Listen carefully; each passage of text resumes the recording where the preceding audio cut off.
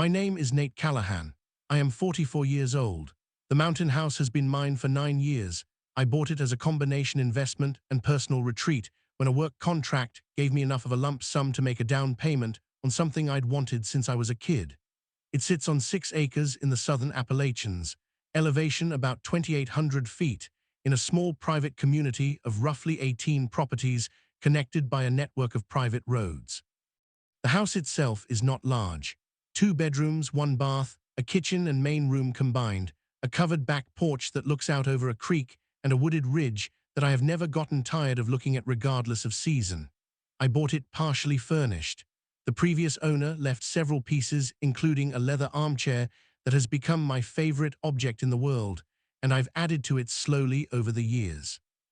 I don't live there full time. My primary residence is in Tennessee, where I work as a project manager for an engineering firm. The mountain house is about 3 hours from my apartment in Knoxville, and I get there probably 20 to 25 weekends a year, plus longer stretches when my work schedule allows. When I'm not there, the house sits empty, locked, with a standard deadbolt on the front door and a separate padlock on the back door, and nobody inside it. Or that's how it's supposed to work. The access situation is what makes this property unusual and what makes the bridge matter so much to this story. The community roads that serve my property and the other 18 properties in the area cross a creek twice.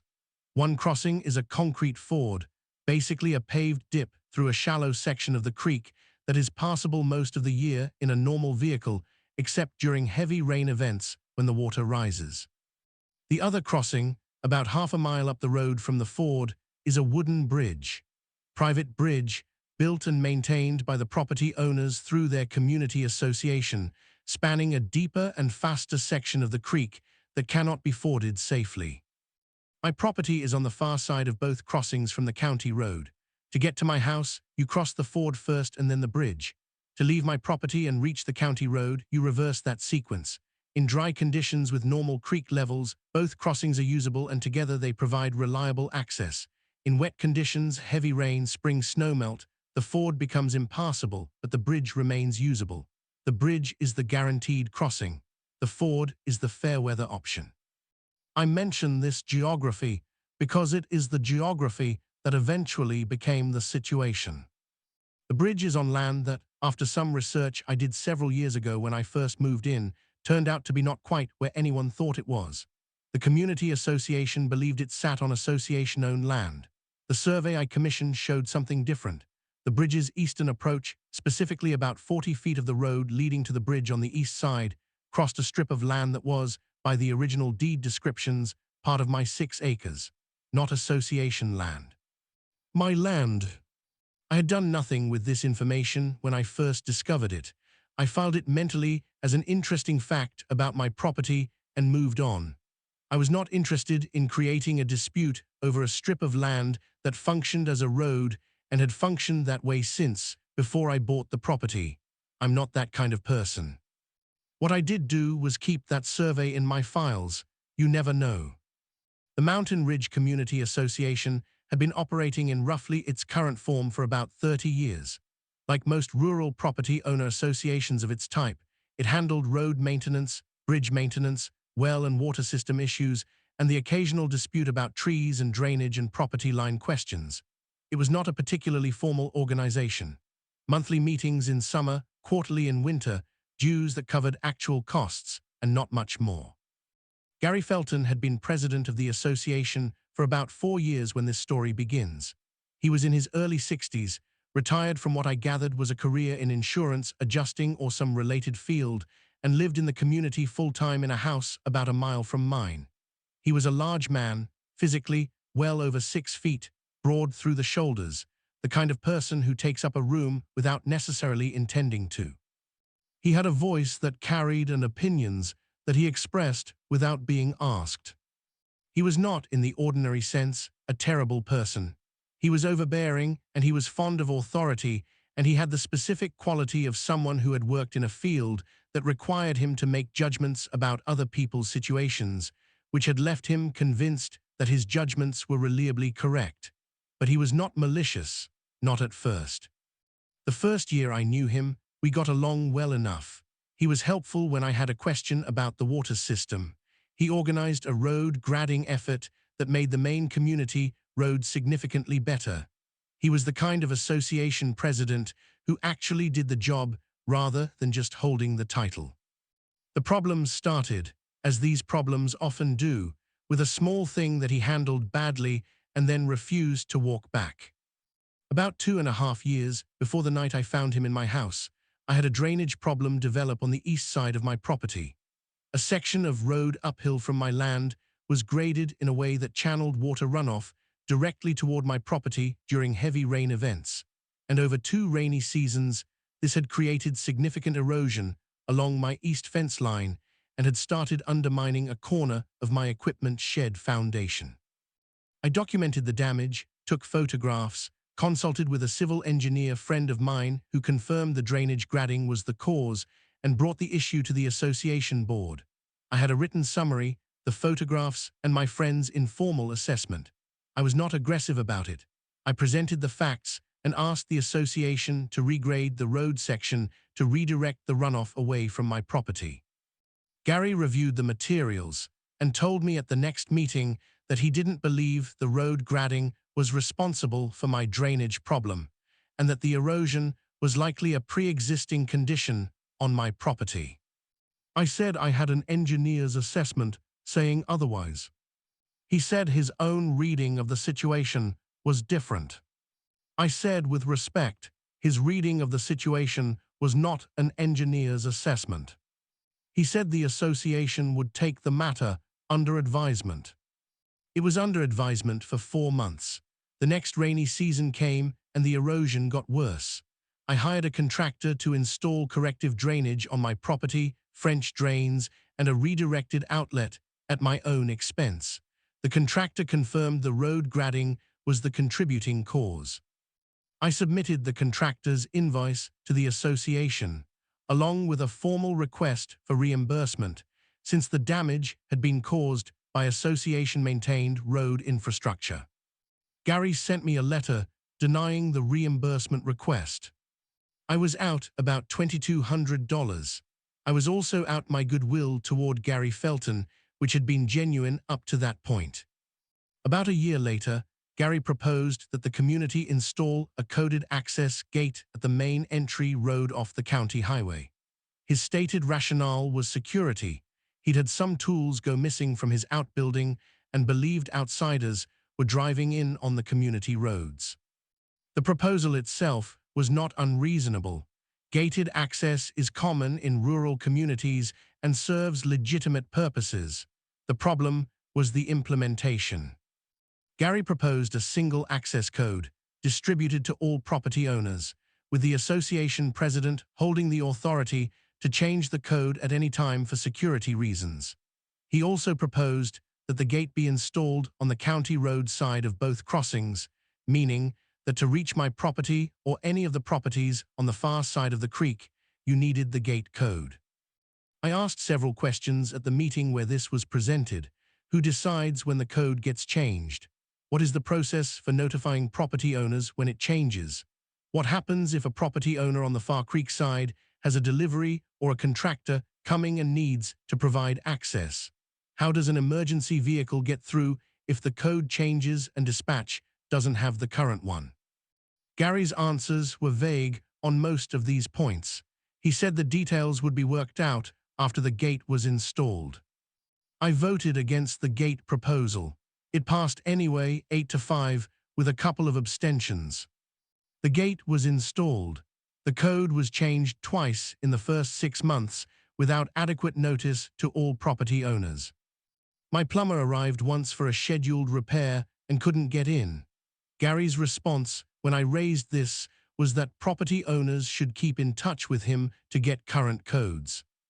I thought about that response for a long time. The idea that I needed to check in with Gary Felton for permission to have a contractor access my own property was exactly the kind of thinking I was going to have to address eventually. I just didn't know yet how completely that moment of addressing it would arrive. The 11-week contract. My firm won a significant infrastructure contract in Georgia about 18 months ago. The project required on-site management for approximately 3 months, and I was assigned as lead project manager. This meant relocating temporarily to Georgia. I sublet my Knoxville apartment, put my truck in storage initially, and then drove it down when I realized I needed it, and arranged my affairs for an extended absence. The mountain house I simply locked and left.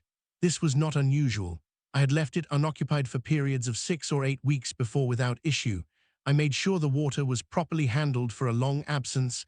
I have a procedure for this, and I left a light on a timer in the main room, as I always do when I'm away for extended periods. The timer had been on a reliable circuit for years. The contract ran a few weeks longer than originally projected. What had been planned as 11 weeks became closer to 14 by the time the final inspection sign-off happened. By the time I was driving north through Tennessee toward the mountains on that Friday in October, I had been away from the house for 11 weeks. I should say I had no reason to think anything was wrong. I had not had any communication from the mountain community that suggested anything unusual. The association sends a monthly email newsletter, and I get it automatically. Nothing in the last 11 weeks of newsletters had suggested any issue at my property. I had received no calls, no messages, no indication of any kind that anything was other than normal. The light in my window when I turned onto the dirt road was the first indication I had that something was very, very wrong. What I found. I have described the initial discovery already: the lamplight, the smell of cooked food and candles, Gary Felton at my kitchen table in my bathrobe with a mug that was not mine. But I want to give you the full picture of what I found when I walked through that house, because the full picture matters for understanding what had happened. Gary had been living in my house, not visiting, not stopping by to check on something, living. His clothes were in my bedroom closet, not a bag's worth, a meaningful portion of a wardrobe, hung properly on hangers alongside some of my own things that he had pushed to one side. His toiletries were in my bathroom, razor, shaving cream, several bottles of various things on the shelf above the sink. His food was in my refrigerator and my pantry. Several bottles of his wine were on my kitchen counter. There were 2 additional coffee mugs, not mine, in the cabinet. There was a throw blanket on my couch that I had never seen before. A small stack of his mail was sitting on my kitchen counter. Mail, addressed to him, at my address. He had been receiving mail at my house. When I finished the initial walkthrough and came back to the main room and looked at Gary, who had not moved from the kitchen table, I asked him one question before I said anything else. I said, "Gary, how long have you been here?" He said, without any apparent shame, "About 6 weeks." 6 weeks? He had been living in my house for 6 weeks. I asked how he'd gotten in. He said that as association president, he maintained spare keys to several properties in the community for emergency access purposes. I said I had never given him a key to my house. He said the key had been part of the association's property records. A previous owner had provided it, and it had been held by successive association presidents. I thought about this. The previous owner, a man named Bill Sutherland, who'd sold me the property 9 years ago, had apparently given a spare key to the then association president as part of some informal arrangement. That key had presumably been passed along through subsequent presidents without anyone informing me, as the new owner, that it existed. I had owned this property for 9 years. I had no idea this key existed, and Gary Felton had used it to move into my house while I was working in Georgia. I asked him why. He said his own house had developed a significant mold problem that had required remediation. He said the remediation work had displaced him. He said he had intended to stay only briefly, but the work had taken longer than expected. I said, "Did it occur to you to ask me?" He said he had tried to reach me. I said I had received no call, no message, no email from him in 11 weeks. He said he had reached out through the association newsletter, which had mentioned that the president was temporarily displaced and using a community facility. I said community facility was not my house and that a newsletter mention was not asking permission. He said he hadn't thought I would mind given that he was the association president and the house was sitting empty. I looked at Gary Felton for a long moment. He looked back with that expression I described, not guilt, not embarrassment, but a kind of settled conviction that his position entitled him to judgments that other people simply had to accept. I said, "Gary, you need to get your things and leave my house tonight." He said he appreciated my position, but asked if I might give him a few days to make arrangements given the late hour and the circumstances. I thought about that for about 3 seconds. I said, "You have until morning." I went to my bedroom, where his clothes were hanging in my closet, and I moved his things to the floor of the spare room, and I went to sleep in my own bed for the first time in 11 weeks. While I lay there in the dark, I thought about the bridge. The bridge and what I knew about it. I told you earlier about the survey I had done several years ago that showed the bridge's eastern approach, 40 feet of road, sat on my land. I want to tell you now about what that means practically. The bridge itself is the only reliable crossing of the creek for everyone on my side of the community. In good weather, the concrete ford is usable. In any weather event of significance, the ford is impassable, too much water, too fast, too deep for safe vehicle crossing. During the wettest months, October through April in the mountains, the ford is impassable more often than not.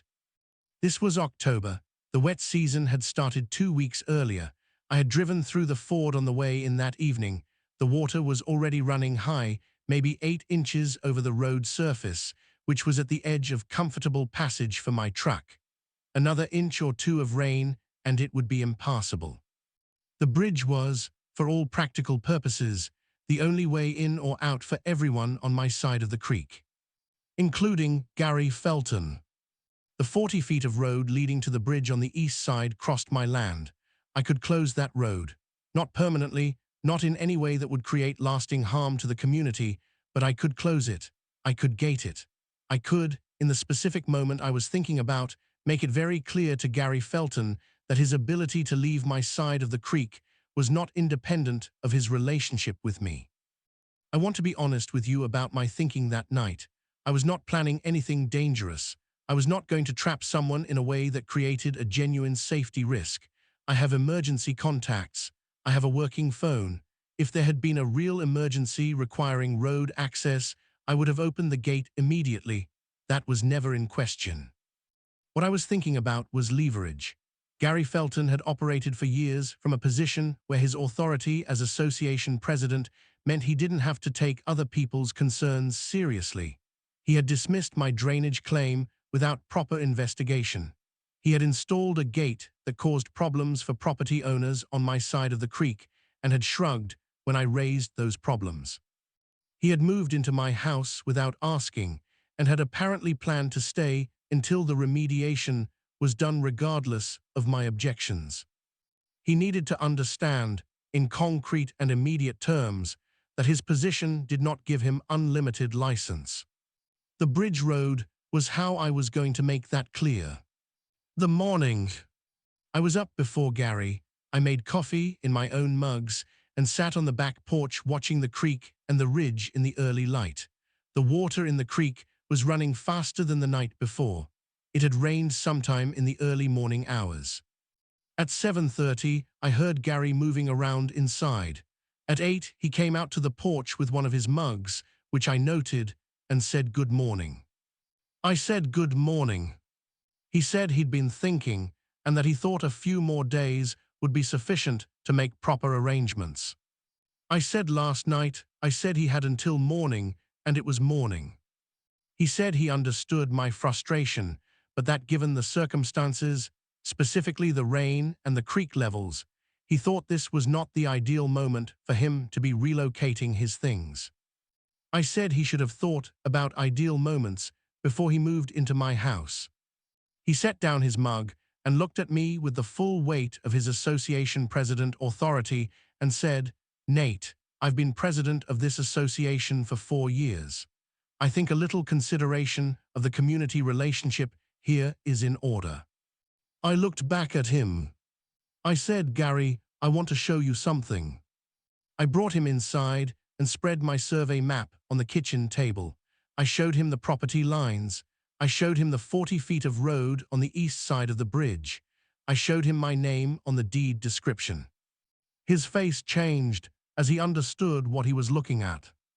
I said, that road is on my land. I can gate it. I can close it to vehicle traffic. I can do that this morning. He said, you wouldn't do that. I said, I haven't done it yet. I'm talking to you first, but I want you to understand your situation clearly. He said, closing that road would affect every property owner on this side of the creek, not just him. I said yes, it would, and that would be unfortunate, and I didn't want to do it, but that I also didn't want to be standing in my kitchen explaining property rights to a man who'd been sleeping in my bed for 6 weeks and was now telling me I needed to show consideration for the community relationship. The silence that followed was the longest silence of the entire situation. Gary Felton looked at the survey map. He looked at me. He looked out the window at the rain. Then he said, I'll have my things out by noon. End of part 1. He was out by 11:45. I watched him make 3 trips to his truck, loading boxes and bags of his things. He did not say goodbye. He drove down the road, through the bridge, and was gone. I walked through the house after he left. I opened windows to air it out. I stripped the bed and put on clean sheets. I washed every dish. I threw away the food in the refrigerator that I didn't recognize and didn't want. I took his remaining wine bottles and set them by the front door to deal with later. Then I called my attorney, a woman named Patricia Hale, who had helped me with a contract dispute 2 years earlier and who I knew was competent and practical. I told her what had happened. I told her about the key, about 6 weeks of unauthorized occupancy, about the mail. She was quiet for a moment. Then she said, Nate, he received mail there. That means he potentially established a residency claim. We need to move on this today. I had not thought about the mail. The mail changed things. Patricia said, tell me everything from the beginning. Don't leave anything out. What happened over the following weeks, legally, within the association, and with Gary Felton personally, was more complicated than anything I had anticipated that Friday night. And what it eventually produced was something none of us, including Patricia, had predicted. Part 2. What Patricia told me. Patricia Hale had been practicing civil and property law for 21 years. She was not a person who alarmed easily. When she said we needed to move on something today, I paid attention. Her concern about the mail was specific. In some jurisdictions, receiving mail at an address over an extended period can be used as evidence of residency, not legal residency in the full sense, but enough to complicate an eviction or removal process if the occupant decides to claim they have a right to remain. Gary had been there 6 weeks. He had mail there. He had a key, however improperly obtained. Patricia said if Gary decided to be difficult about leaving, he potentially had enough ground to slow things down in ways that would be costly and time-consuming. The fact that he'd left voluntarily that morning was good, but voluntarily leaving without a formal written acknowledgement that he had no right to the property and no claim to return was not sufficient. Patricia said we needed a formal written statement from Gary, signed and dated, acknowledging that he had occupied my property without authorization, that he was vacating voluntarily, and that he had no right or claim to the property going forward. She also said we needed to document the unauthorized key. The key that Gary had used, the one allegedly passed down from the previous owner through successive association presidents, was a significant problem. Patricia said I needed to get that key back, and I needed to document its history, and I needed to formally notify the association that they had no authority to hold keys to my property without my explicit written consent. She drafted a formal demand letter to Gary that went out by certified mail the following Monday. It required him to return the key within 5 days, sign and return a statement of non-claim, and provide a written accounting of his occupancy, dates, any modifications made to the property, any utilities consumed. Patricia also sent a separate letter to the Mountain Ridge Community Association, putting them on notice that their key holding practices were unauthorized as applied to my property, and demanding that any and all copies of keys to my property held by the association or its officers be returned within 10 days. Gary received his letter on Wednesday. The association received theirs the same day. The key returns and what came with it. Gary returned the key on Friday, 4 days after receiving the demand letter, 1 day before the deadline. He dropped it in an envelope in my mailbox at the Mountain House, which told me he'd driven up specifically to do it. He did not knock on the door. The key was in the envelope with a handwritten note. The note said, "Key enclosed as requested. I maintain that my occupancy was in good faith based on the association's emergency access protocols and the fact that the property was sitting vacant. I do not acknowledge any wrongdoing." I sent the note to Patricia. She said the good faith claim was going to be his defense if this went anywhere legally and that we should expect it. The association's response to Patricia's letter came through their own attorney, a local general practice lawyer named Ted Whitfield, who apparently handled whatever legal matters came up in the mountain community. His letter was careful and somewhat defensive.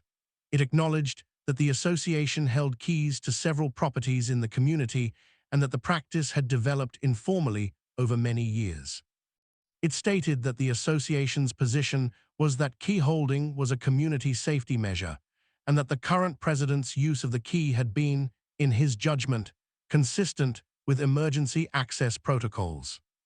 Patricia read that letter and said, "They just told us Gary's use of the key was authorized by the association. That means the association shares liability." I asked what that meant practically.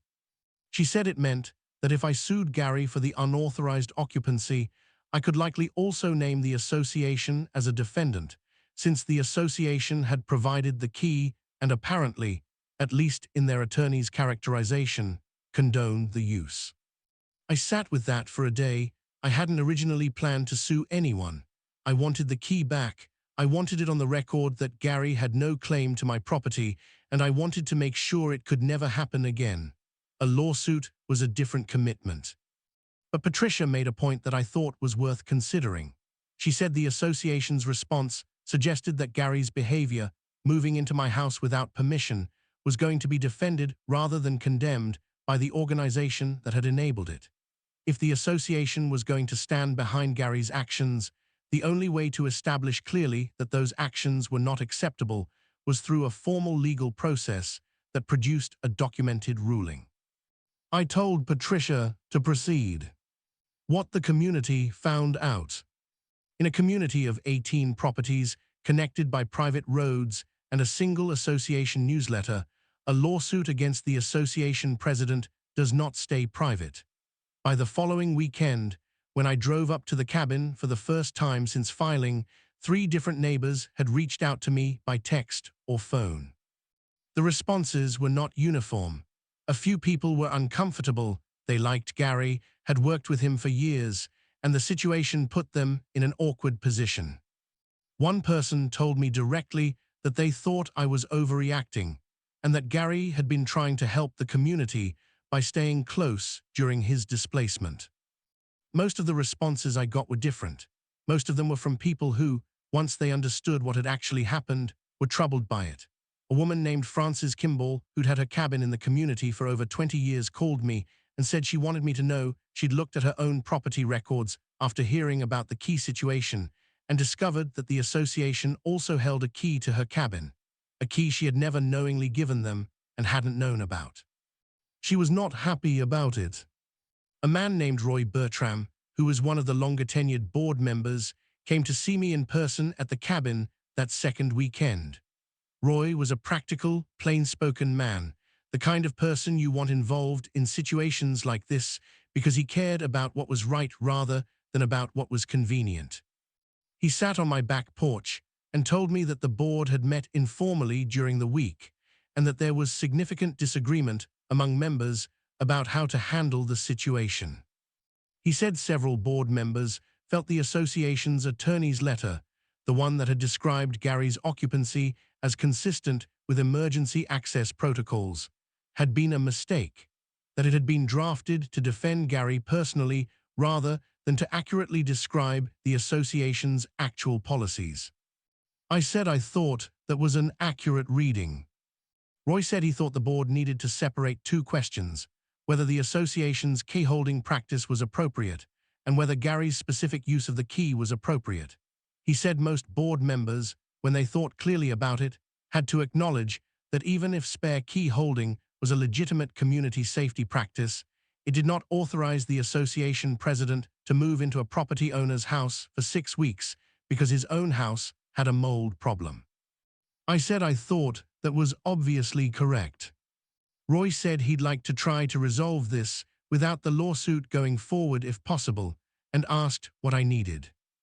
I told him what I'd told Patricia: formal documentation that Gary's occupancy was unauthorized and that he had no claim to the property, recovery of any and all keys to my property, a formal policy change requiring explicit written consent from property owners before the association held keys to their property, and reimbursement for my legal costs. Roy said he thought the board could agree to all of that. Gary's position collapses. Gary Felton, I learned through the process, had consulted with Ted Whitfield about his legal exposure. What Whitfield apparently told him was not reassuring. The good faith defense, the idea that his occupancy was consistent with emergency access protocols, was weak for a specific reason. Emergency access protocols exist to allow brief entry in a genuine emergency. There was no emergency. Gary's own house had a mold problem that required remediation. That was his problem, not mine, and it was not an emergency that justified occupying my property.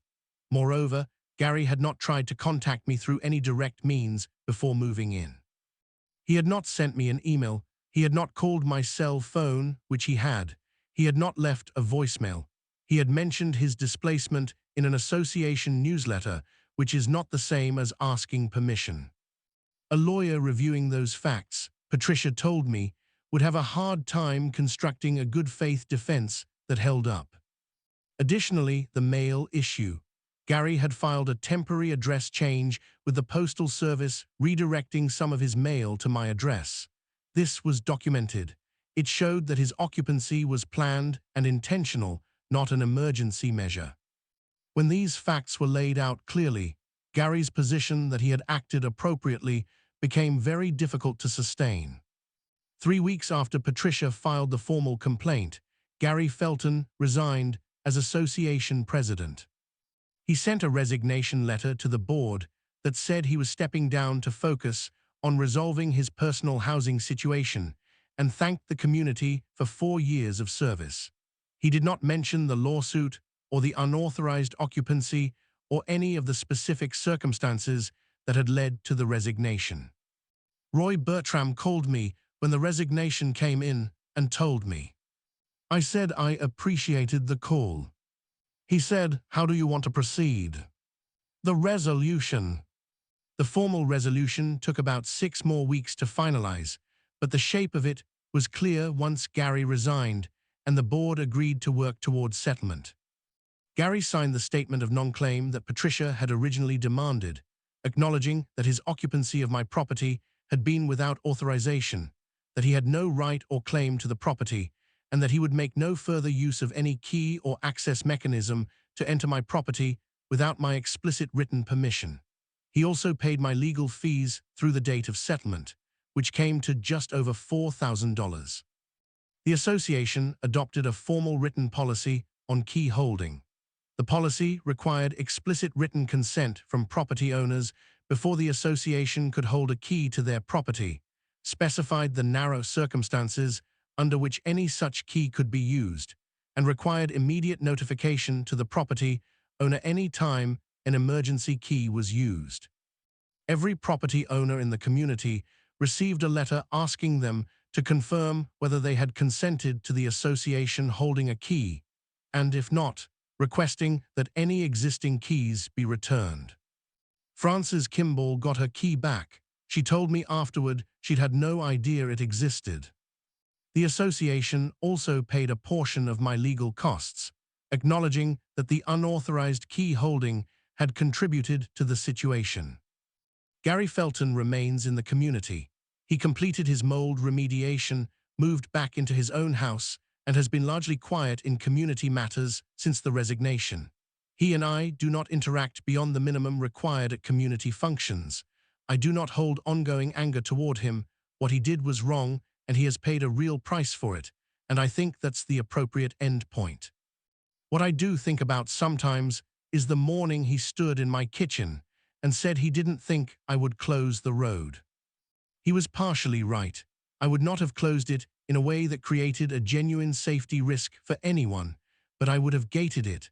I would have made it require my permission to pass, and I would have stood by that gate for as long as it took Gary Felton to understand that his authority had limits. The survey map is still in my files. The 40 feet of road is still on my land. I have no plans to gate it, but I know it's there, and the people who need to know that know it. The policy change and what it meant. I want to talk about the key policy change, specifically, because I think it's the part of this story that has the most meaning beyond my own situation. The informal key-holding practice in the Mountain Ridge community had existed for probably 20 years. It had started, as these things often do, with good intentions, a genuine desire to have emergency access available for properties that were frequently unoccupied. In a rural mountain community where emergency services are far away and property owners are often not on site, there's a real argument for having some form of emergency access arrangement. Problem was the complete lack of structure around it. No one knew exactly which properties had keys held by the association. No one knew what circumstances justified using those keys. No one had given explicit consent. Many people, like me, had never been informed the association held their key. And most critically, there was no accountability when a key was used. Gary Felton had moved into my house for 6 weeks and sent one vague reference in a newsletter. That was it. The new policy created structure. It created consent. It created accountability. It was, in the end, a better system than what had existed before, better for property owners, and honestly, better for the association, which no longer had the liability of holding keys to properties without documented authorization. Roy Bertram, who became interim president after Gary's resignation and was subsequently elected to a full term, told me at a community gathering that the policy was one of the more significant improvements the association had made in years. He said he thought about how many years it had operated without it and found that a little uncomfortable. I told him I understood the feeling. The house, no. I am at the house as I tell you this story. It is a Saturday morning in late autumn, and the creek is running hard below the back porch because it rained heavily on Thursday and the mountains are holding the water and releasing it slowly the way they do. The ford has been impassable for 3 days. The bridge is the only way in or out. I crossed it last night coming in and it was solid under my truck, the way it always is, the way it has been for 30 years. Good construction, good maintenance. The community takes care of it because it serves everyone and everyone understands that. My leather armchair, the one the previous owner left, is in the corner of the main room where it belongs. My coffee mugs are in the cabinet where they belong. My bathrobe is on the hook behind the bathroom door where it belongs. The house is mine. It was always mine. But it took what happened to make me understand that ownership doesn't protect itself. You have to understand what you own, know your rights, keep your documents current, and be willing to enforce the line when someone crosses it. Gary Felton crossed the line because he believed his position meant he could. He was wrong. And the 40 feet of survey-mapped road on my property was what made him understand how wrong he was, not because I threatened anything dramatic, but because I showed him, clearly and specifically, that the ground he was standing on was not as solid as he thought. The light on my window timer turned on last night at dusk, the way it always does when I'm not here. The same timer, the same circuit, the same warm light in the window at the end of the dirt road. The next time I see it from the bottom of that hill, it will mean what it always meant before any of this happened.